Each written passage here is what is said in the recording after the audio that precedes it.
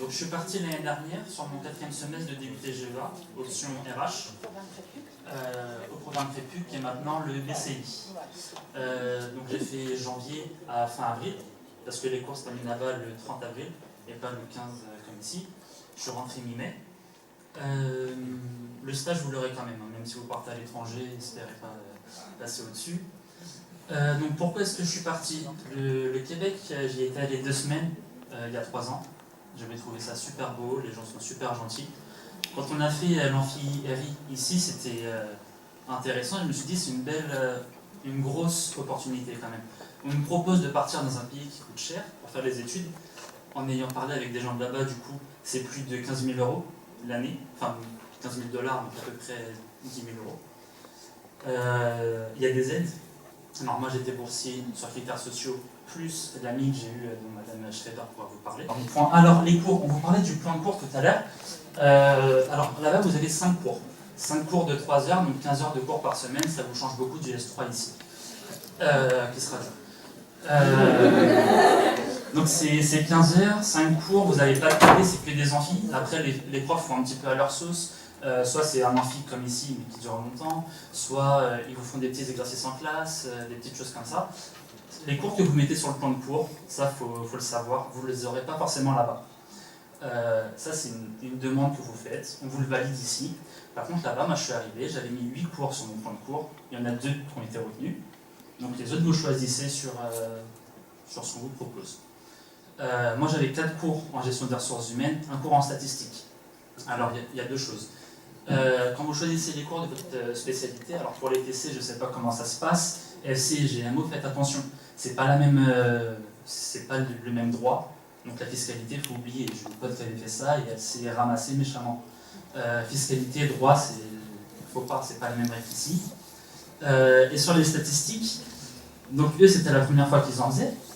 Le programme que nous ici on fait en 1 an et demi, ils le font en 3 mois.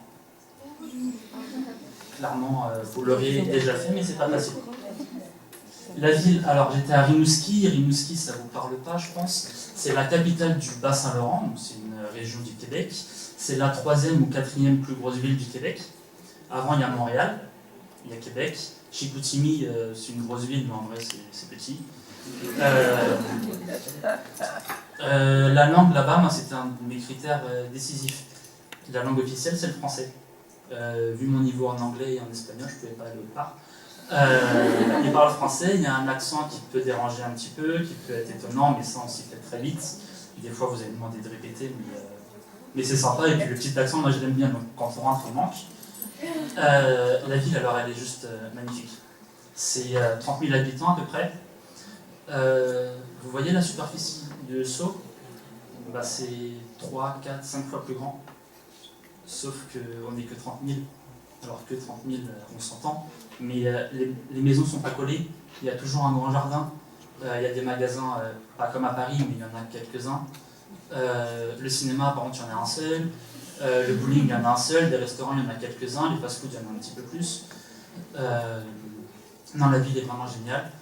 Pour la vie étudiante, parce que ça vous intéresse aussi quand même, pour les sorties, tout ça, comment ça se passe. Rimouski, alors ça va étonner, ça change beaucoup du système français. Il y a un bar dans l'université. C'est très sympa. Il y a, le mardi soir, ils font une soirée musique, le jam. Alors c'est des gens qui font de l'impro, des petits matchs d'impro, et puis après vers 22, 23 heures, les personnes qui veulent jouer jouent, et on discute tous entre nous, on est un petit verre. Voilà. Et le jeudi, c'est vraiment la grosse soirée. Alors ici, vous avez les apéros, une fois de temps en temps, il me semble, le jeudi, c'est comme l'année dernière. Là-bas, c'est tout le temps, à l'intérieur, au chaud, dans un grand bar, avec des gens qui discutent, avec la musique. On se met pas des races, mais on discute beaucoup et c'est très sympa. Par contre, pour avoir une vie beaucoup plus active, Prends une cuite. Faut pas aller à Rimouski, je vous le cache pas, il faut aller à Montréal. Mais c'est vraiment pas le même plaisir. Montréal, clairement, vous quittez Paris, une ville européenne, pour aller dans une ville américaine, mais qui est comme une ville européenne. C'est grand, les gens font un petit peu la gueule, il y a des soirées tout le temps, ça c'est sûr. Mais à côté de ça, c'est pas le vrai Québec, je trouve. Tout à l'heure, un des intervenants disait que vous allez à l'étranger pour étudier, pas pour faire du tourisme. Alors, c'est vrai, mais moi j'ai fait à peu près un week-end par mois à partir. Donc j'étais à Rimouski, donc j'ai découvert Rimouski les premières semaines. Je suis allé à Montréal, je suis allé à Québec, je suis allé à Tadoussac, c'est un petit village au-dessus, on peut voir les baleines en été. Je suis allé à Toronto, je suis allé à New York. Alors Toronto, New York, c'est 2 heures de trajet. New York, on y allait en voiture, on a loué, on était 8, les colocs, ensemble, c'était très sympa. Mais donc on peut quand même faire du tourisme. Il faut en profiter, parce que sinon pour aller à New York, le prix du billet, je ne le connais pas précisément, mais c'est extrêmement cher. Là-bas, ça nous a coûté à peu près 150 ou 200 dollars par tête, c'est moins de 200 euros. Pour faire 4 jours à New York. À Manhattan, à 5 minutes de Times Square. Donc c'est sympa. Tout à l'heure, quelqu'un posait la question par rapport au travail à côté des études. Alors pour le Canada, c'est peut-être un petit peu particulier, c'est pas comme en Europe, il me semble, parce qu'il faut un permis de travail. Du coup, c'est des démarches en plus, je ne saurais pas vous en dire plus, j'ai essayé de regarder, j'ai pas compris, j'ai lâché l'affaire. Après, vous avez largement le temps. Vous avez vraiment le temps, si ça vous motive, si vous avez le courage de faire le dossier, il faut le faire. Selon les villes où vous allez, vous trouverez ou pas du travail. À Rimouski, je pense que peu en auraient trouvé. Voilà, donc sur ça, je pense que c'est tout. L'argent, en général, c'est une bonne question, c'est revenu plusieurs fois. Alors les dépenses, c'est très précis, 231 € par mois pour le logement, 350 dollars. Voilà, donc ça avec l'AMI, ça les complète en théorie. Moi, ça le complétait largement.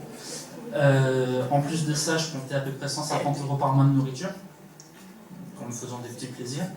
Et je pouvais monter à 200 dollars par mois, nourriture compris, hein, je veux dire, pour mes voyages. Donc ça revient grosso modo à 400 € par mois. Ça va pour faire 4 mois là-bas, faire tout ce que j'ai fait, c'est vraiment génial. À Rimouski, vous avez une petite station de ski juste à côté, pour ceux que ça intéresse. Nous, on y allait en voiture, on mettait 10 minutes. C'est sympa.